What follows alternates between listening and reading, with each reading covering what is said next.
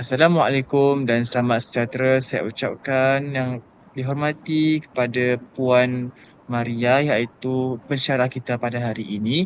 Pada hari ini kami akan melakukan pembentangan subjek GPPP 1092 iaitu tugasan 2 persembahan bagi pentaksiran berterusan pada tahun 2024. Baiklah, seterusnya pada hari ini kami akan perkenalkan dulu ahli kumpulan kami iaitu nama saya Muhammad Fauzan Hakimi bin Ghazali. Saya nama Kong Iteng. Nama saya Nelson Su. Baiklah, seterusnya tanpa membuang masa lagi saya akan serahkan perbincangan kita pada hari ini kepada saudara Nelson Su Huilai untuk membentangkan tentang standard kualiti pendidikan Malaysia. Dengan segala hormatnya mempersilakan.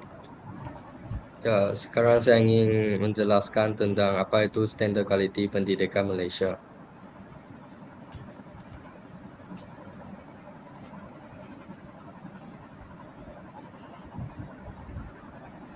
SKPM, yaitu Standar Kualiti Pendidikan Malaysia, merupakan salah satu instrumen penilaian yang mengukur kualiti pendidikan dengan jelas dan komprehensif secara berterusan ke arah pencapaian yang berimpak kepada kemenjadian murid. Latar belakang SKPN, JNJK iaitu Jemaah Naja dan Jaminan Kualiti memperkenalkan sistem pemastian peningkatan Center Tinggi Kualiti Pendidikan STKP pada 2001. Berdasarkan maklum balas, SKPN telah dipermudahkan untuk menggantikan STKP iaitu Sistem Pemastian Peningkatan Standard Tinggi Kualiti Pendidikan pada tahun 2003.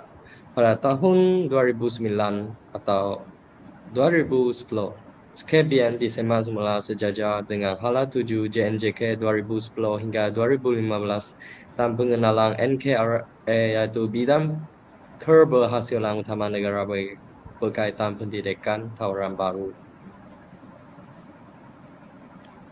Tujuan SKPN. Instrumen STPN dapat membantu pihak sekolah membuat penilaian terhadap pengoperasian sekolah melalui penilaian yang dilaksanakan secara kendiri ini, yaitu PKS. Kekuatan dan kelemahan dapat dikenal pasti, seterusnya tindak penambahbaikan dapat dilakukan.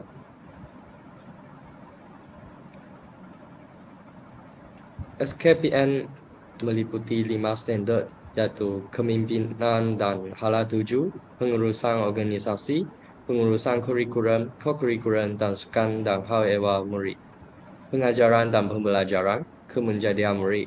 5 standard ini jumlahnya 100 markah dan digunakan untuk memastikan tahap kualiti pendidikan sesebuah sekolah. Standard Kualiti Pendidikan Malaysia Gelombang 2, yaitu SKPMG 2. Pada 2017, SKPN telah ditambah baik dan dikenali sebagai Standard Kualiti Pendidikan Malaysia Gelombang 2, yaitu SKPMG 2. SKPMG 2 merupakan instrumen panduan kepada pentadbiran dan warga sekolah telah meningkatkan keberkesanan pengurusan dan proses pengajaran dan pembelajaran. Instrumen SKPMG 2 berorientasikan tindakan, meningkatkan kualiti pendidikan dan berasaskan evidence. Penambahbaikan 5 standard. Kementerian dan hala 7 diubah suai menjadi kepimpinan. Pengurusan organisasi dikekalkan sama dengan SKPN. Pengurusan kurikulum, co-curriculum dan sukan dan hal ehwal murid dikekalkan. Pengajaran dan pembelajaran diubah menjadi pembelajaran dan pemudacaraan yaitu PTPC. Dan akhirnya kemenjadian murid juga dikenali sama dengan SKPN. Standard kualiti dan tindakan untuk mencapai standard. Dalam standard kualiti dan tindakan untuk mencapai standard mempunyai berbagai, dan di sini saya hanya ingin menjelaskan 3. Guru merancang pelaksanaan PDPC secara profesional dan sistematik. Guru mengawasi program pembelajaran secara terancang. Guru mengawal suasana pembelajaran secara profesional dan terancang.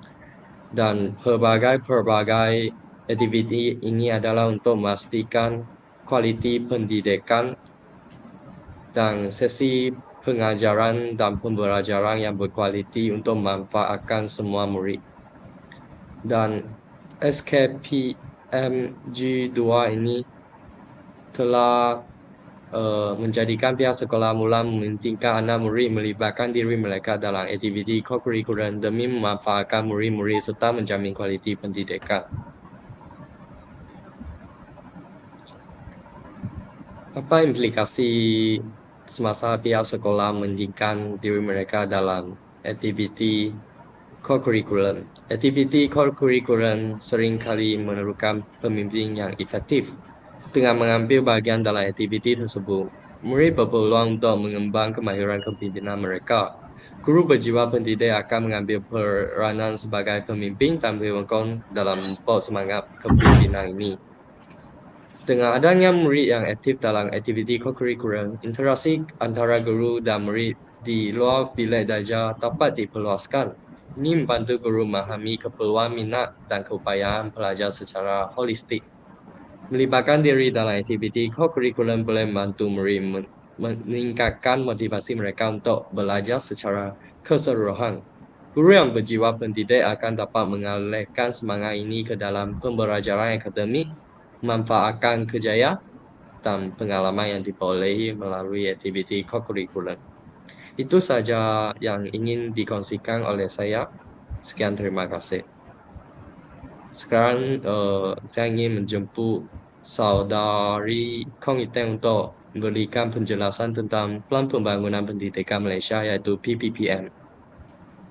Baiklah, sekarang saya ingin menjelaskan tentang PPPM, iaitu Pelan Pembangunan Pendidikan Malaysia.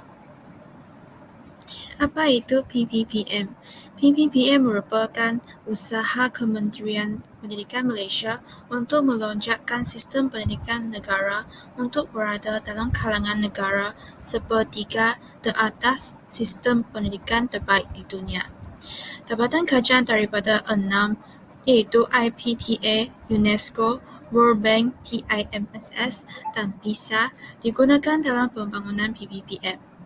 Pelan ini berfokuskan cara membangunkan dan meneruskan perkembangan serta menambah baik sistem pendidikan secara berterusan.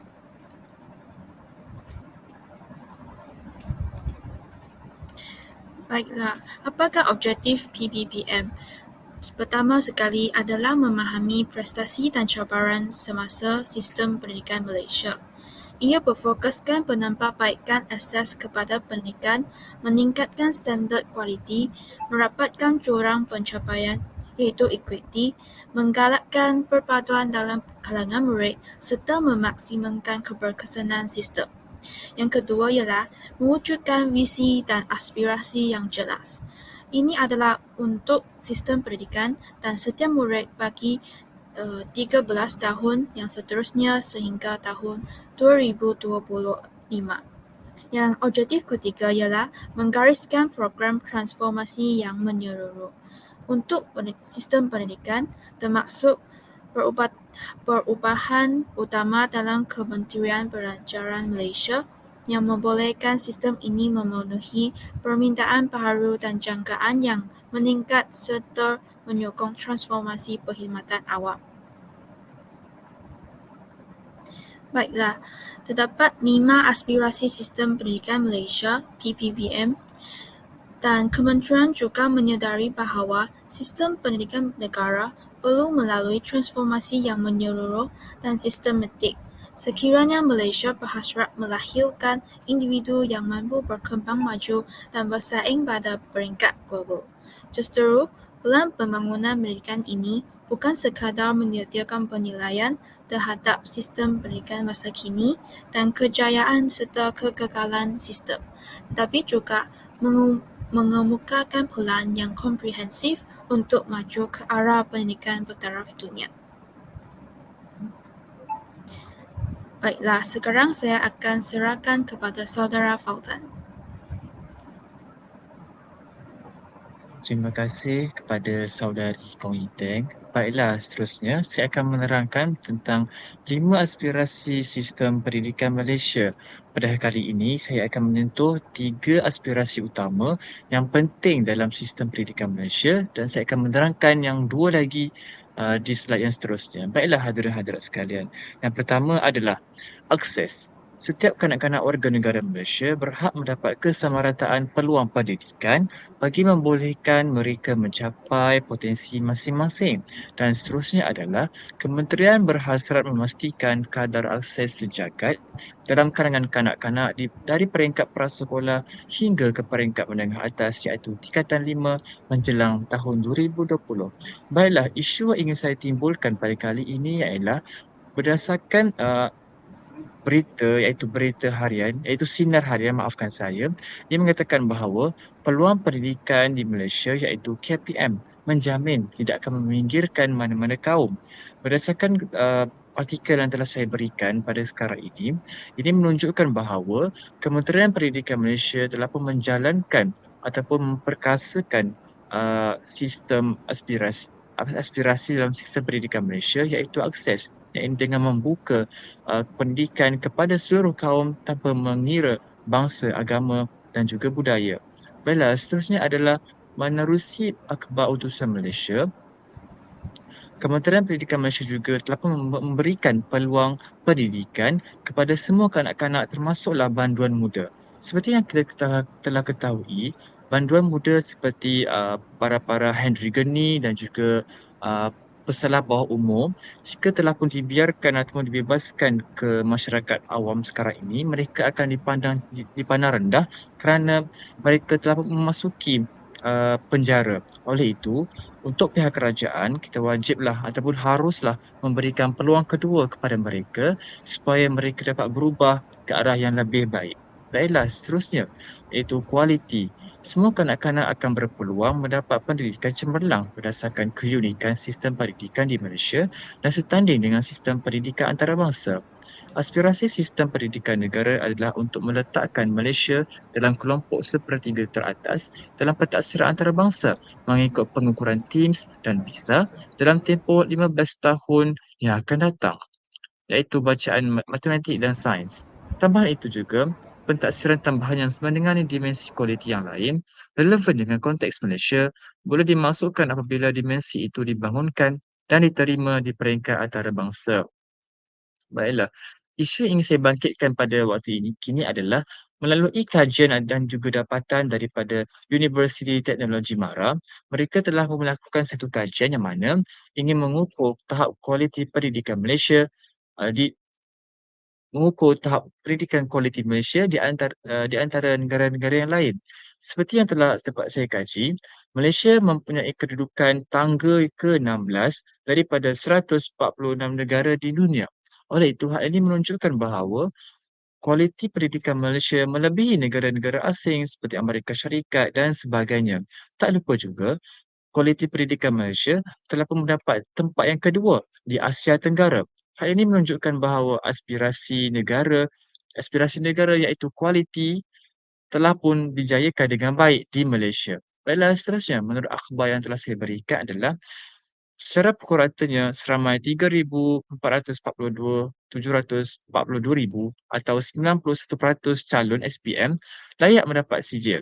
Hal ini menunjukkan bahawa kualiti pendidikan Malaysia mampu mendidik anak muda untuk menjadi lebih baik pada masa akan datang.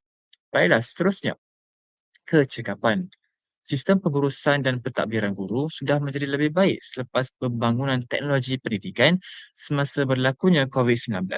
Walaupun kerajaan akan terus mengekalkan tahap pelaburan semasa, kementerian juga berhasrat untuk memaksimumkan keberhasilan murid mengikut tahap peruntukan semasa. Baiklah, hadirin hadirat sekalian. Isu yang ingin saya timbulkan di sini adalah isu ketika berlakunya COVID-19, maka teknologi pendidikan berkembang dengan maju. Berdasarkan artikel yang telah saya berikan daripada berita harian Metro, ini menunjukkan ICT pacu teknologi pendidikan. Jika kita lihat pada situasi COVID-19 pada tahun 2019, kita dapat lihat berlakunya perubahan teknologi pendidikan seperti munculnya penggunaan Google Meet, StreamYard dan juga uh, delima. Hal ini menunjukkan bahawa kerajaan sangat mementingkan pendidikan walaupun berada dalam keadaan yang krisis. Dan tambahan itu juga, pendigitalan pendidikan juga membantu para guru untuk meningkatkan lagi kecekapan dan juga kecekapan pengurusan pentadbiran di sekolah. Ini membantu guru di sekolah untuk menguruskan murid dengan lebih lancar dengan adanya penggunaan teknologi seperti internet. Baiklah, seterusnya, perpaduan. Murid yang berusia antara 7 hingga 17 tahun menghabiskan lebih 1/4 daripada masa mereka di sekolah melalui interaksi sesama murid lain daripada pelbagai latar belakang iaitu sosioekonomi, agama dan etnik. Murid belajar memahami, menerima dan menghayati perbezaan mereka. Keadaan ini menunjukkan satu perkongsian pengalaman dan aspirasi bagi membina masa depan Malaysia. Kementerian juga berhasrat menjana satu sistem pendidikan yang memberi peluang kepada murid berkongsi pengalaman dan aspirasi demi membentuk dan memkukuhkan lagi asas perpaduan rakyat Malaysia. Dan seterusnya hadirin-hadirat sekalian iaitu equity. Sistem pendidikan berprestasi tinggi menyediakan pendidikan yang terbaik kepada setiap kanak-kanak tanpa mengira kedudukan geografi, jantina atau latar belakang sosioekonomi. Kementerian juga berhasrat untuk merapatkan lagi jurang pencapaian antara murid bandar dengan luar bandar, iaitu tahap sosioekonomi dan pencapaian antara jantina sehingga 50% menjelang tahun 2020 sehingga kini. Baiklah, seterusnya saya serahkan kepada saudari Kong Yiteng untuk penerangan dengan lebih lanjut. Baiklah, sekarang saya ingin menjelaskan tentang aspirasi murid dalam PPPM 2013 hingga 2025. Baiklah, terdapat 6 aspirasi murid dan plan ini merujuk kepada sistem pendidikan berprestasi tinggi lain untuk membina perincian bagi kemahiran khusus dan atribut yang boleh diterapkan kepada murid bagi membolehkan mereka menerajui pembangunan ekonomi dan dunia global masa hadapan. Baiklah, aspirasi murid yang pertama ialah pengetahuan. Di peringkat paling asas, setiap kanak-kanak perlu menguasai sepenuhnya kemahiran literasi dan numerasi. Selain itu, penting bagi setiap murid menguasai mata pelajaran teras seperti matematik dan sains. Baiklah, apakah keupayaan literasi menunjuk kepada kemampuan seseorang dalam mengolah dan memahami informasi semasa membaca dan menulis. Manakala bagi keupayaan numerasi, iaitu merujuk kepada keupayaan untuk melakukan operasi asas matematik dan memahami idea matematik yang mudah serta mengaplikasikan pengetahuan serta kemahiran matematik dalam kehidupan seharian. Baiklah, guru perlu memperbagaikan teknik pengajaran membaca agar dapat menjadikan pengajaran lebih berwarisi, menarik serta dapat menimbulkan minat murid untuk belajar dengan lebih bersungguh-sungguh. Baiklah, ini merupakan isu-isu yang berkaitan dengan aspirasi murid iaitu pengetahuan.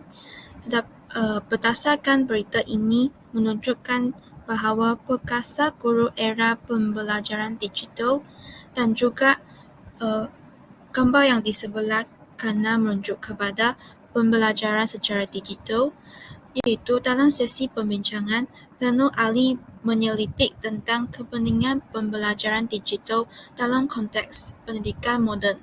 Ini melibatkan penggunaan alat teknologi termasuk aplikasi dan platform digital yang disokong oleh Google untuk meningkatkan kualiti pembelajaran dalam kalangan guru dan pelajar di Malaysia.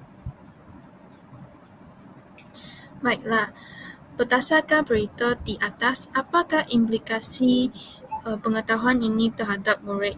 Termasuklah teknik pengajaran membaca dapat dipelbagaikan, iaitu kepentingan mempelbagaikan teknik pengajaran membaca ditekankan bagi meningkatkan keberkesanan pengajaran. Ini boleh termasuk Penggunaan kaedah yang melibatkan teknologi seperti aplikasi pembelajaran membaca atau platform interaktif. Ia juga merujuk kepada sesi ini juga mungkin menyorot keperluan murid untuk ditetarkan kepada pengetahuan am yang meliputi aspek sejarah, manusia dan geografi dari Malaysia, Asia dan dunia. Ini juga bertujuan untuk memastikan bahawa pelajar tidak hanya memperoleh pengetahuan asas tetapi juga memahami konteks yang lebih luas dari perspektif global dan sejarah. Baiklah, aspirasi kedua murid kedua ialah kemahiran berfikir. Setiap murid perlu menguasai berbagai kemahiran kognitif termaksud penaklukan dan pemikiran kritis, kreatif serta inovatif. Bidang ini kurang diberi perhatian menyebabkan murid kurang berupaya untuk mengaplikasikan ilmu pengetahuan dan berfikir secara kritis di luar konteks akademik. Baiklah, sekarang saya ingin menerangkan berita yang berkaitan dengan kemahiran berfikir. Berdasarkan berita ini, ia merujuk kepada kelemahan guru punca 60% sekolah menghadapi masalah kebat. Berdasarkan berita ini, guru perlu menggalakkan murid untuk berfikir secara kreatif dan inovatif dalam sesi pembelajaran bagi menghasilkan model insan yang dihasratkan. Baiklah, apakah implikasi ini terhadap sistem pendidikan dan juga murid-murid? Pertama ialah murid-murid dapat belajar untuk menyelesaikan masalah dan mengakulaan. Dengan guru menggunakan perbincangan kumpulan dan juga aktiviti problem-based learning yang diedarkan kepada murid-murid, murid-murid dapat mencari penyelesaian terhadap permasalahan dan seterusnya membuat keputusan berpandukan logik dan data. Yang kedua ialah pemikiran kreatif dan inovatif. Guru boleh mewujudkan suasana kelas yang menarik dan seronok untuk mengajar dan juga boleh mengadakan student-centered learning. Yang ketiga ialah keupayaan belajar. Guru boleh menerapkan konsep pembelajaran sepanjang hayat kepada murid dan keupayaan memacu pembelajaran sendiri dengan kemampuan menghargai nilai pembelajaran sepanjang hayat. Baiklah, aspirasi murid yang ketiga ialah kemahiran memimpin. Kemahiran pemimpin terbahagi kepada formal dan tidak formal dan juga dibahagikan kepada 4 dimensi iaitu keusahawanan, berdaya tahan, kecerdasan emosi dan juga kemahiran berkomunikasi dengan berkesan.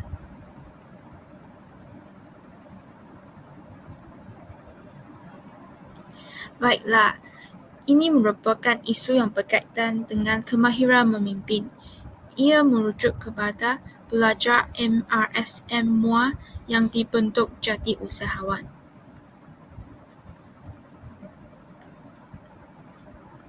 Baiklah, berdasarkan berita tersebut, ia menunjukkan kepada kita bahawa apa-apa contoh dan langkah dalam merealisasikan aspirasi murid iaitu kemahiran memimpin adalah dengan menjalankan program pembimbing rakan sebaya, badan wakil pelajar dan badan pengawas ataupun majlis perwakilan pelajar bagi pelajar universiti, kelab-kelab persatuan dan sukan dan berbagai pertandingan debat, pidato untuk pengukuhan komunikasi.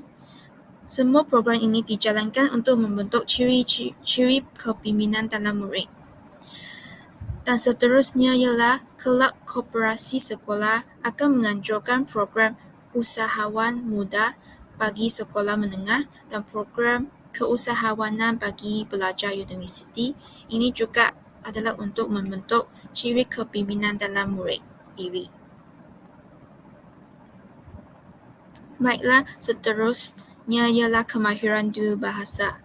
Dengan tahap penguasaan bahasa ini selepas menamatkan persekolahan, murid sepatutnya berupaya untuk menggunakan bahasa Malaysia dan bahasa Inggeris dalam persekitaran yang bekerja.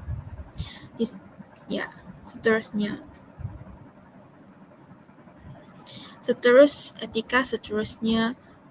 Aspirasi murid seterusnya ialah etika dan kerohanian, iaitu murid akan mempelajari bahasa lain sebagai bahasa tambahan. Sistem pendidikan akan memupuk etika dan kerohanian dalam diri setiap murid bagi mendepani cabaran yang akan ditempuhi dalam kehidupan dewasa.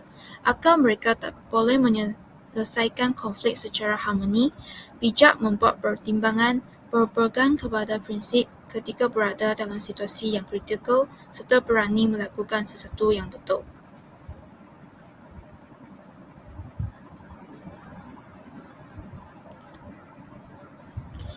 Baiklah, seterusnya.